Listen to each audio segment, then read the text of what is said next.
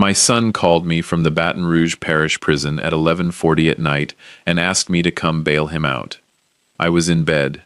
I had been asleep for 2 hours. The phone on the nightstand showed his name, and I looked at it for a moment before I answered, because in my 67 years on this earth, I had developed a fairly reliable sense of what certain phone calls cost before I picked them up, and this one had the weight of something expensive.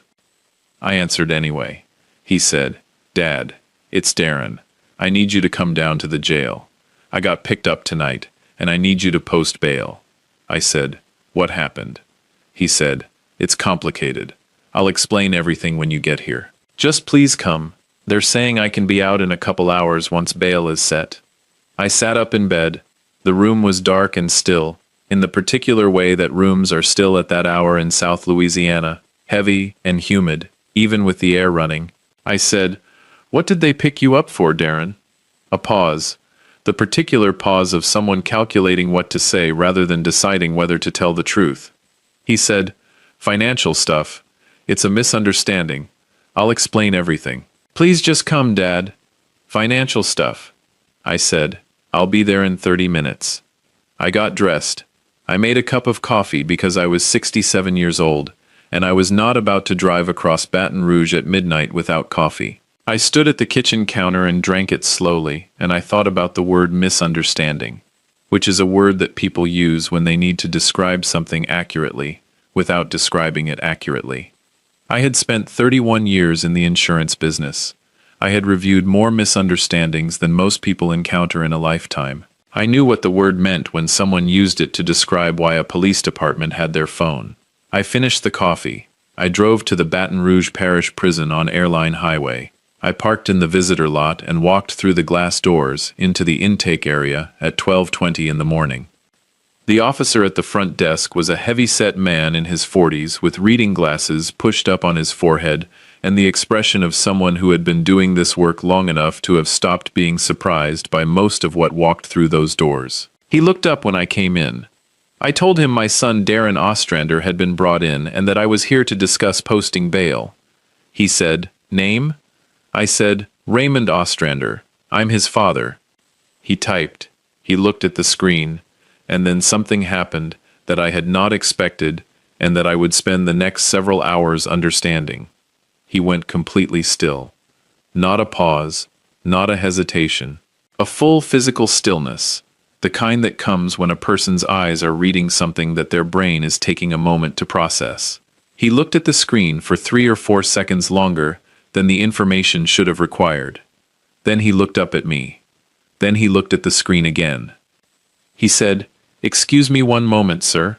He picked up the desk phone. He said something into it that I could not hear.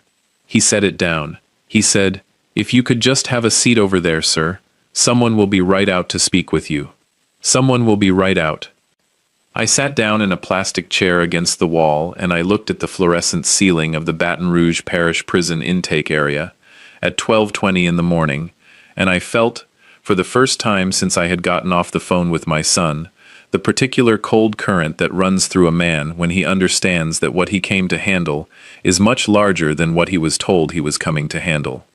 17 minutes later, a door opened beside the intake desk, and a woman in plain clothes walked out. She was in her late 40s, wore a dark blazer over a gray shirt, and had the economical, unhurried movement of someone accustomed to rooms like this, at hours like this. She walked directly to me. She said, "Mr. Ostrander, I'm Detective Sandra Boulware, Financial Crimes Unit. Would you come with me, please?" Financial Crimes Unit. I stood up. I followed her through the door. She brought me to a small conference room with a table and 4 chairs, and a whiteboard with something written on it in red marker that had been partially erased. She set a folder on the table. She sat down across from me. She said, "Mr. Ostrander, I want to ask you something before I show you anything. When was the last time you reviewed your bank accounts? All of them, checking, savings, any investment accounts you have with your institution." I looked at her steadily. I said, "I reviewed them 6 weeks ago. That is not a coincidence, and I think you already know that." She looked at me for a moment with an expression that was recalibrating slightly from where it had started. Then she reached into the folder. She set a photograph on the table in front of me. It was a security camera still, the kind that banks keep above the ATM vestibule, time-stamped and slightly grainy in the way of those images. It showed a man at an ATM machine. The man was my son. She said, "Mr. Ostrander, do you know what your son has been doing with your accounts?" I looked at the photograph. I looked at my son's face in the grainy camera still, and I thought about the word misunderstanding, and I thought about the 31 years I had spent evaluating risk for a living, and I thought about my wife Helen, who had been gone for 18 months, and who would have known the shape of this before I ever picked up the phone. I said, "I have a very good idea. I think you're about to tell me the rest of it." She said, "Yes, sir, I am." And that is the moment this story really began. My name is Raymond Ostrander.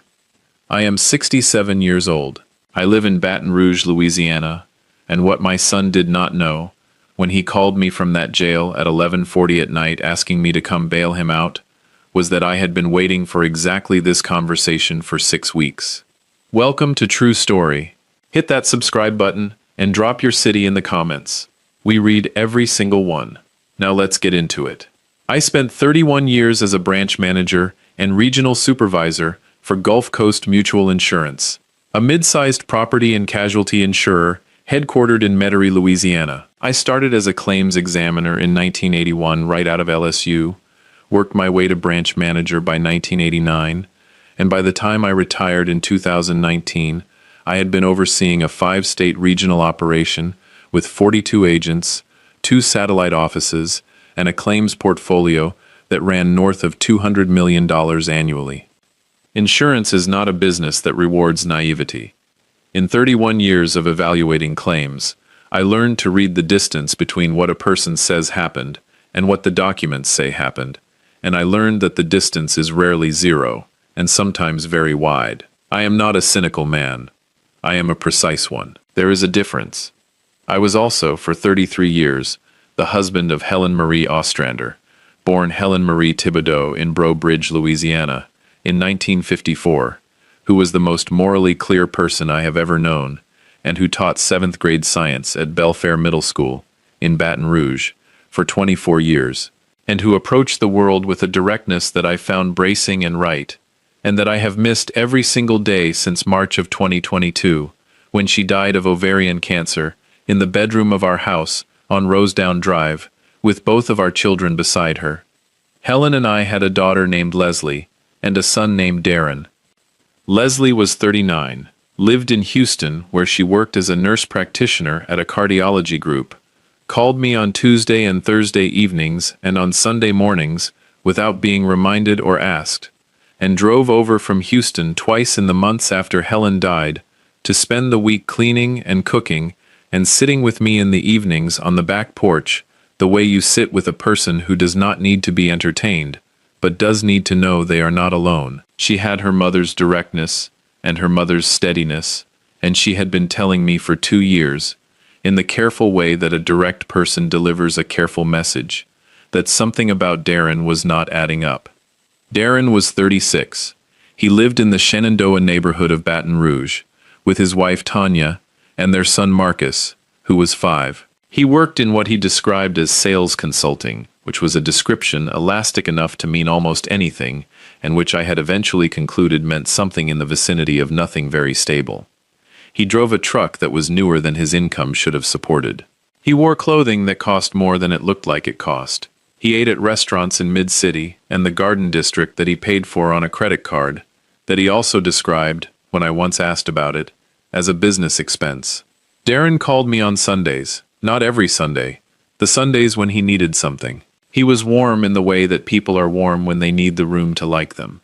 He asked after Helen long after she was gone, and in the asking always managed to pivot, gently and naturally, toward a question about finances, or the house, or what I was planning to do with my retirement accounts in the current market. He had borrowed money from us 4 times between 2016 and 2021. $14,000 in 2016 for what he called a business investment, $8,000 in 2018 for what he called a temporary shortfall, $22,000 in 2020 for what he called a situation with the house that needed to be handled quickly. $11,000 in 2021 that he described as a bridge loan between two consulting contracts. Total, $55,000 over 5 years. He had repaid exactly $8,000 of it, the 2018 amount, 6 months after borrowing it. Nothing else had been repaid. Helen had tracked every dollar in the notebook she kept in the kitchen drawer, the same notebook where she tracked her students and her garden, and the birds she spotted, and the things I said that she wanted to keep. She had a page for Darren's loans. When she died, I had found it during the estate paperwork and sat with it for a long time. I had also found a different page, a page dated November 2021, 3 months before she died, with a short entry in Helen's handwriting that said, "Raymond, check the secondary account. I don't recognize 2 of the recurring transactions. I think Darren may have access we didn't authorize." I had not checked immediately. I had been managing her illness, and then her death, and then the aftermath of her death, and I had filed the notebook in the drawer where it always lived, and I had not looked at that page for 11 months. I looked at it in February of 2023, and then I checked the secondary account, and then I sat at the kitchen table on Rosedown Drive for a very long time. The secondary account was a savings account that Helen and I had maintained jointly since 1994 at First Federal Bank on Perkins Road. It was not our primary account. It was the account we had used for specific things over the years: home repair reserves, vacation funds, the kind of savings that a household keeps separate from operating money, because separation is how you keep it from being spent. When Helen died, the account held $94,000. In February 2023, it held $31,200. $62,800 had been withdrawn or transferred in the 18 months since Helen's death. I had not authorized any of it. I had not been aware of any of it. The account was in both of our names, and Helen was gone, and I had not checked it closely, because I had not had reason to believe I needed to. I looked at the transaction history. 41 separate transactions over 18 months, ATM withdrawals in amounts between $400 and $600, always at machines in neighborhoods I did not frequent: Shenandoah, Mid-City, the stretch of Florida Boulevard between I-110 and the Target. Online transfers to an account number I did not recognize. A recurring monthly transfer of $1,200 that had begun in September 2021, 3 months before Helen died, which told me the access had been established while she was still alive and too ill to monitor things closely. I did not call Darren. I did not call Leslie. I called the bank. I spoke with a woman in the fraud department named Deborah Fontenot. She was 44 years old, had been in bank fraud investigation for 16 years, and had a voice on the phone that was the sound of someone who has heard every version of the story I was telling her, and has never once been surprised by how far it goes. She listened to everything I said. She asked me 4 specific questions. She told me to come into the branch the next morning and bring 2 forms of identification. I came in the next morning. I brought my driver's license and my passport, and the statements I had printed the night before with the transactions highlighted. Deborah reviewed everything at a conference table in the back office of the Perkins Road branch. She was quiet for most of it. When she finished, she looked up at me and said, "Mr. Ostrander, I need to ask you something directly. Did you give anyone a signed authorization to access this account, or your account number, or any associated credentials?" I said no. She said, "Did you share your online banking login with anyone?" I said no. She said, "Has anyone had access to your physical mail, or to documents in your home that might contain account information?" I thought about that. I thought about Darren visiting after Helen's death, helping with paperwork, going through files in the study. I thought about the account statements that arrived by mail, because Helen had preferred paper, and I had never changed the delivery preference after she died. I said, "Possibly." She said, "Mr. Ostrander, this is the pattern of an account that has been accessed by someone who obtained your credentials through physical means, either from your mail or from documents they had access to in your home. The transaction pattern is consistent with deliberate, sustained account exploitation rather than a one-time incident." I said, "What do I need to do?" She said, "I'm going to recommend we open an internal fraud investigation. We'll close the compromised account and transfer your balance to a new account with new credentials. And I'm going to ask you, if you have any knowledge of who may have done this, to consider filing a police report. Because, Mr. Ostrander, this isn't a small thing. $62,000 over 18 months is not a mistake. This is a course of conduct. I said, I need some time before I decide how to proceed. She said, I understand, but the investigation starts today on our end regardless. We'll be in touch. I drove home. I sat in the driveway of my house on Rosedown Drive for 15 minutes before I went inside. I sat there and I looked at the house that Helen and I had bought in 1998 and that she had filled with plants she named and furniture she had argued for, and the particular objects that accumulate in a house over 25 years of a life lived with intention and care. I thought about what she had written in November 2021. Check the secondary account. I don't recognize two of the recurring transactions. She had known. She had been too sick to act on it herself, and she had written it down so that I would find it when she was gone. Even at the end, even from her bed, she had been watching and recording and leaving me what I needed. I went inside. I made a cup of coffee. I sat at the kitchen table, and I began making a list of every transaction I could associate with a date on which Darren had been in contact with me. Every Sunday call, every visit to the house, every piece of mail that had arrived during a period when he might have had access. I worked on the list for 6 weeks. I documented everything. I built a transaction map with dates and amounts and locations and everything I could cross-reference against my own calendar and phone records, and the security camera on the front door that I had installed in 2021, because the neighborhood had been having package theft problems. 6 weeks, and then my son called me from the Baton Rouge Parish Prison at 11:40 at night and asked me to come bail him out. Detective Boulware spread 4 photographs on the table in front of me. The first was the ATM, still I had already seen. The second was a transaction printout showing 17 withdrawals from my secondary account over 6 months, each one at an ATM within 2 miles of Darren's house in Shenandoah. The third was a copy of an application for a personal line of credit at a lender in Metairie, submitted in my name with a forged signature, approved for $35,000, fully drawn, not repaid. The fourth was a copy of a business credit account application submitted in the name of Ostrander Consulting LLC, an entity I had never formed, listing me as the principal, opened in 2021, with $22,400 in outstanding charges. Ostrander Consulting LLC. I looked at that document for a moment. The name of a company that did not exist. My name on the filing. A business I had not created, used to accumulate debt that I had not authorized. I looked up. Detective Boulware was watching me with the particular expression of an investigator who has delivered this kind of information before and has learned to read the moment when the full scope of a thing becomes real to its recipient. I said, "How long has your unit been looking at this?" She said, "We received a referral from First Federal Bank approximately 6 weeks ago. Deborah Fontenot's investigation." I said, "And the Ostrander Consulting LLC.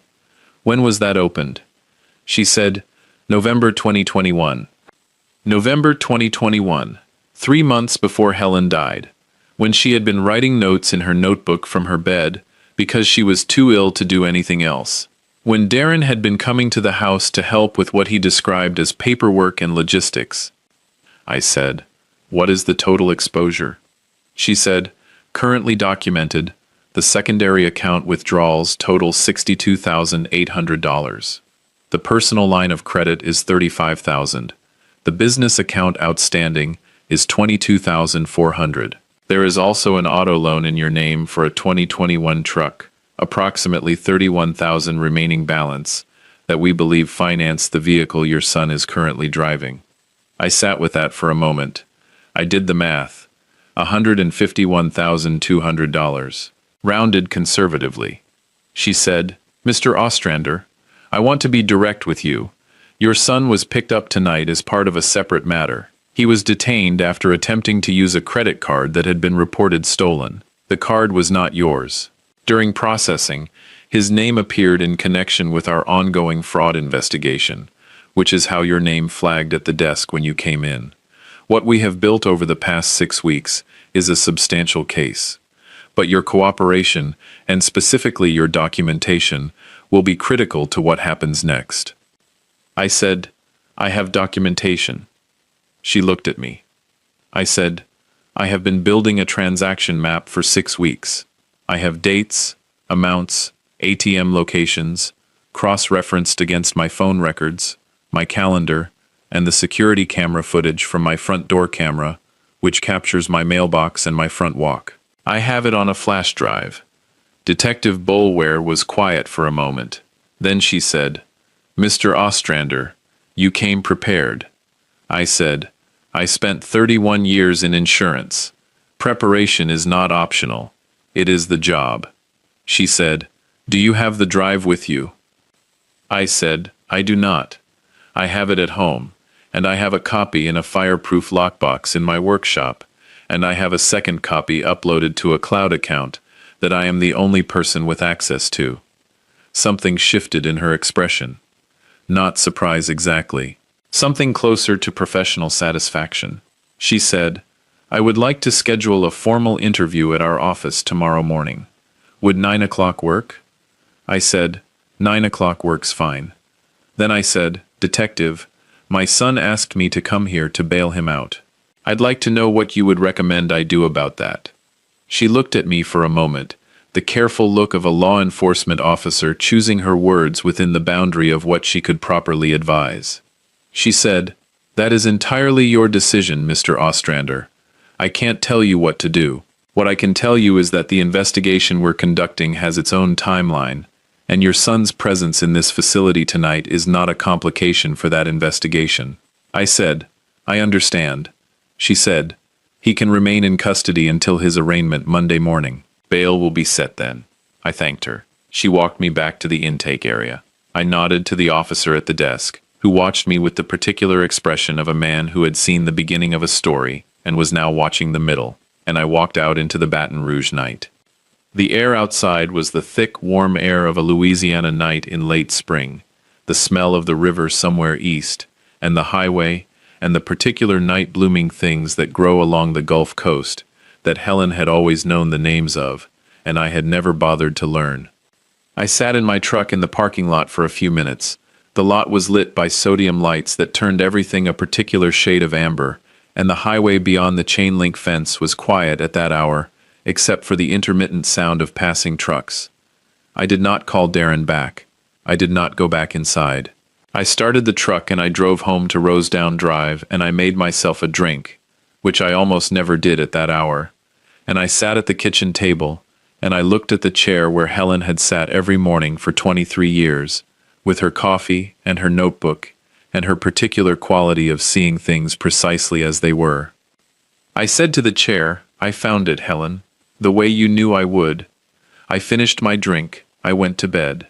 I arrived at the Financial Crimes Unit office on Mayflower Street at 8:50 the next morning. I had the flash drive in my jacket pocket and a printed summary of my 6 weeks of documentation in a folder under my arm, and I had slept exactly 5 hours, and I felt, in spite of that, entirely clear. Detective Boulware met me in the lobby. She brought me to an interview room where a second detective, a younger man named Carl Thibodeau, was already seated with a laptop and a legal pad. We spent 3 hours in that room. I walked them through everything: the February discovery, the Deborah Fontenot conversation at First Federal, the 6 weeks of building the transaction map, the security camera footage I had reviewed showing Darren's truck in my driveway on 4 separate occasions between Helen's death and my February discovery, on 3 of which occasions I had not been home, which I could establish because my own vehicle was absent from the driveway in those frames. Carl Thibodeau typed steadily and said very little. Detective Boulware asked precise questions that told me she had already done significant work before I walked into that room and was using my information to close gaps rather than to open lines of inquiry. At the end of the 3 hours, she set down her pen and said, Mr. Ostrander, your documentation is the most organized victim contribution I have received in 14 years in this unit. I said, I was building a case. I knew that's what it would need to be. She said, Why didn't you go to the police 6 weeks ago when you first discovered the account irregularities? It was a fair question. I had asked it myself several times. I said, because 6 weeks ago I had evidence of account access that was unauthorized, but that I could not yet prove with certainty was my son, rather than some third-party breach.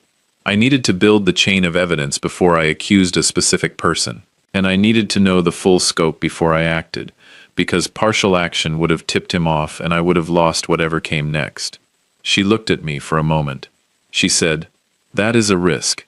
Giving someone time to continue a fraud in order to build a more complete case is a risk. More money can move." I said, "I know. I decided the risk was acceptable given what I was building toward." She said, "What were you building toward?" I said, "Toward a case that doesn't let him minimize it. That doesn't let an attorney argue it was a one-time mistake or a misunderstanding or a family arrangement gone complicated.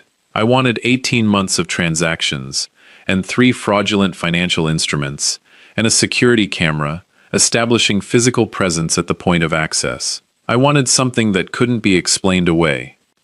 Carl Thibodeau looked up from his laptop. Detective Ballware said, "You got it." I called Leslie that afternoon. She was between appointments when she answered, and I could hear the background sound of a medical office behind her. I told her everything: the account, the fraud investigation, the jail call, the detective, the photographs, the Ostrander Consulting LLC that Darren had opened in my name in November 2021, while her mother was dying in the next room. She was quiet throughout, in the way she is quiet when she is listening, with the whole of herself. When I finished, she said, "Dad, the truck." I said, "I know." She said, "He drove that truck to Mom's funeral. He drove it to the house after.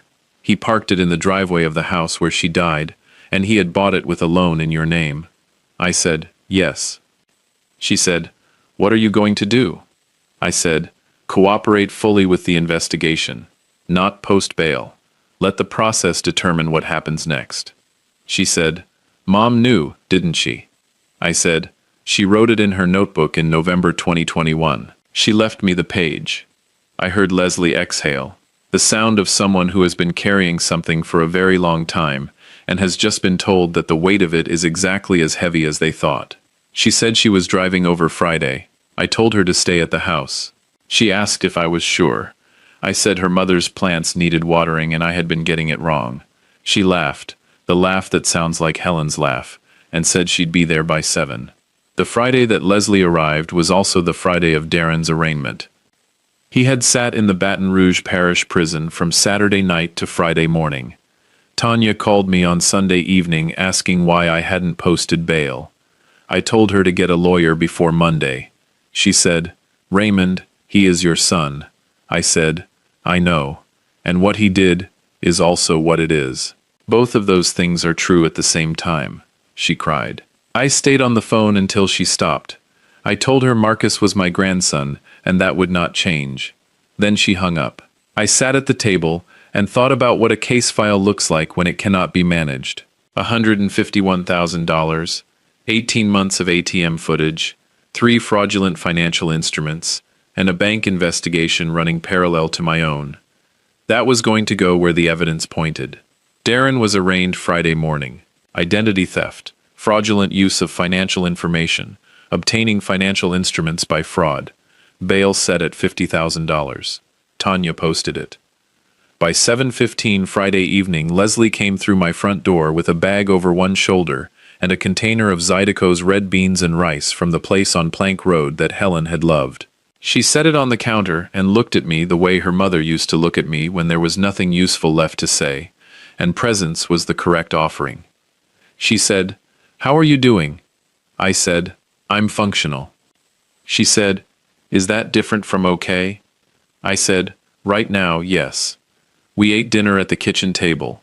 We talked about the case, and about Marcus, and about Tanya, and about the parts of this that had no good outcomes, only less bad ones. We talked about Helen and the notebook, and the page from November 2021, and what it meant, that she had known and had found the way to tell me, from across the 18 months that separated her death from my discovery. At some point, Leslie said, "She trusted you to find it." I said, "She trusted me to be thorough. Those are the same thing for me." Leslie looked at the windowsill plants. She said, "The pothos is getting too much sun. It should be moved to the other window." I said, "I knew something was wrong with it." She stood up and moved the plant to the east window and stood back and looked at it. She said, "Better. She'll be fine." She was not talking only about the plant. I understood that. The criminal case proceeded over the following 8 months. I was interviewed 3 more times by Detective Boulware, and once by an assistant district attorney named Philip Joubert, who was methodical and specific, and had a particular quality I respected in lawyers, which was that he spoke to me as though I was capable of understanding the legal process if it was explained clearly, which it turns out I was. What the investigation established, fully and documentably, was this.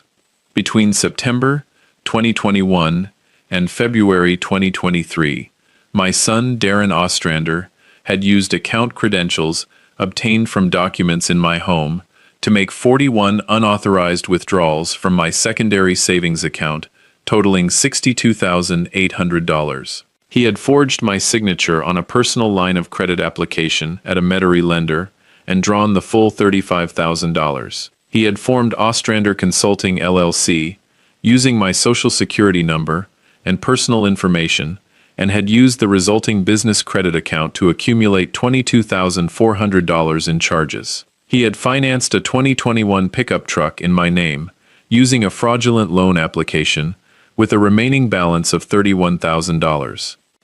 Total documented, $151,200. He had done all of this, in part, during his visits to the house in the period of his mother's illness and death, when the household was in a disruption that made financial monitoring difficult, and when documents containing sensitive information were accessible in ways they would not ordinarily have been. The part I found hardest to hold was the timing. Not the total amount, though the amount was significant. The timing. That the access had begun in September 2021, while Helen was alive and bedridden, and receiving visits from her son, who came to help with paperwork and logistics. That the first fraudulent credit application had been submitted in November 2021, the same month she had written her note in the notebook. That the account draws had continued without interruption through her death in March 2022, and for a year afterward.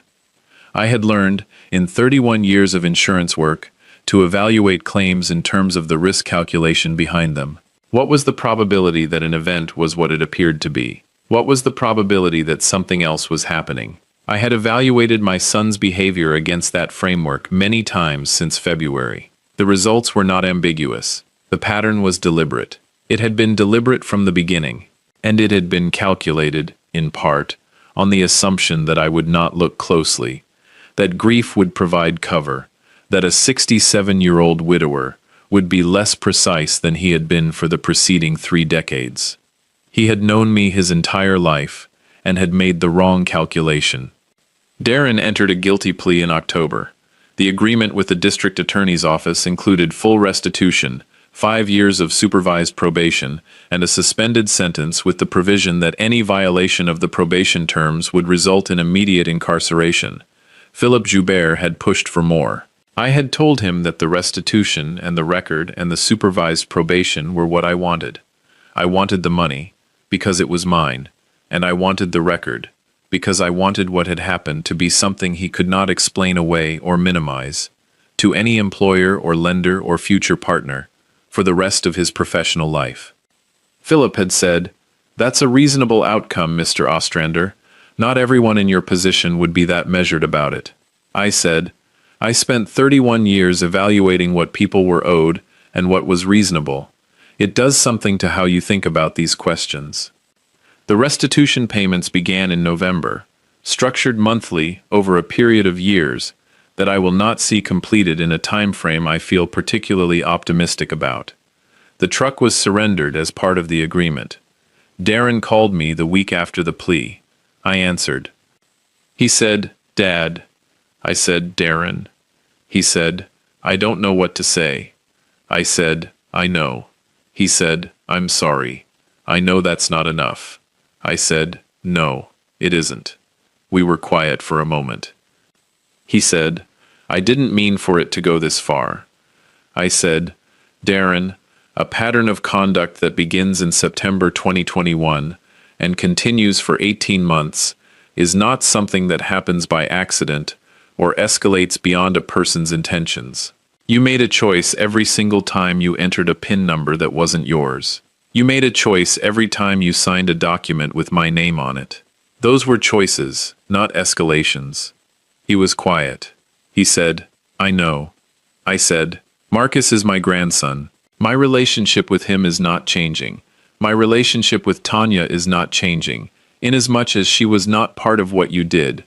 My relationship with you is something I'm going to have to figure out over time, and I'm not going to make a decision about it while the restitution is not yet started and the probation has not yet been tested." He said, "That's fair." I said, "I think so." We talked for a few more minutes. It was an uncomfortable conversation, and it was the right conversation, and those things can be true at the same time. After I hung up, I sat at the kitchen table for a while. I thought about the night I had driven across Baton Rouge to that jail parking lot and sat in the amber sodium light and understood that what my son had called me to handle was much larger than what he had told me. I thought about Detective Boulware setting the photograph on the table and asking me if I knew what my son had been doing with my accounts. I thought about the flash drive in my jacket pocket that I had built over 6 weeks from Helen's notebook entry, and a secondary account statement, and a particular stubbornness about documentation that I had developed over 31 years, and that had served me, in the most personal possible way, exactly when I needed it to. I thought about Helen's note. Check the secondary account. She had seen it from her bed. She had written it down with the specific intention of leaving it for me to find after she was gone, knowing I would find it, knowing I would do what needed doing with it. That was the inheritance that actually mattered, not the money, the note. The money was mine, and I intended to get it back, all of it, over however many monthly payments it required. But the note was something else. It was proof that the 33 years I had spent with that woman had made me someone she trusted, to see things clearly when she no longer could. That is not a small thing. That is the largest thing. Leslie comes over on alternating Fridays now. She corrected 3 more of the plants on her second visit, and 1 on her third, each time standing back and looking at the adjusted placement the way her mother used to stand back and look at things she had just set right. The pothos is doing well in the east window. The snake plant on the counter has put out a new shoot. I have been reading the notebook Helen left to understand what she intended for the others. I am not a man who dwells. I am a man who documents, evaluates, and decides what comes next. What comes next, in most respects, is ordinary life. Coffee in the morning. The river visible from the Rosedown Drive end of the street at certain angles in the early light. The birds Helen could have named and that I am beginning, slowly, to learn for myself. I built a career on knowing what the documents say when the story and the documents diverge. My son counted on the grief to make me less precise than that. He was wrong.